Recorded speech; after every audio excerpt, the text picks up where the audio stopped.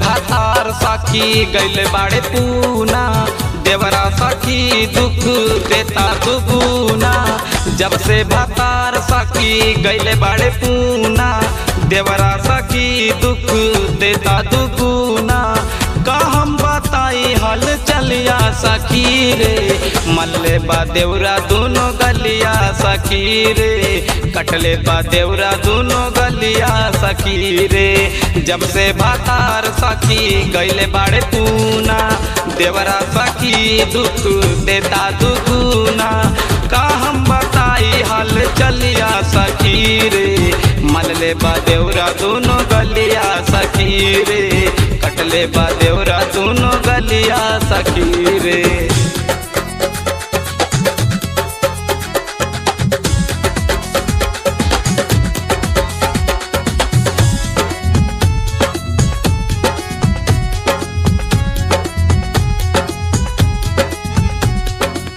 कहला कि भौजी आके सुता हमरे पाजरा, आखी में लगौले बाड़ू कितना पातर का जरा, आखी में लगौले बाड़ू कितना पातर का जरा।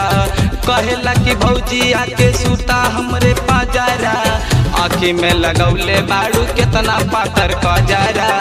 बेरी बेरी चूसे उठल लिया सखी रे, बेरी बेरी चूसे उठल लिया सखी हो, कटले बा देवरा दोनों गलिया सखी हो, कटले बा देवरा दोनों गलिया सखी हो।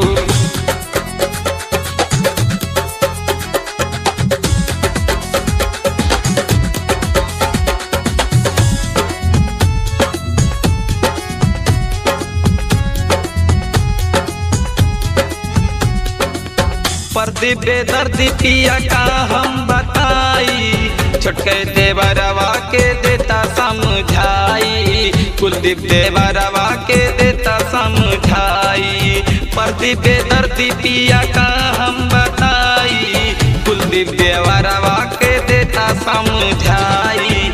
रखले बना महामनुलिया सखी रे, रखले बना महामनुलिया सखी रे, कटले बा देवरा दोनों गलिया सखी रे, कटले बा देवरा दोनों गलिया सखी रे। साहनी रिकॉर्डिंग स्टूडियो कप्तानगंज बस्ती।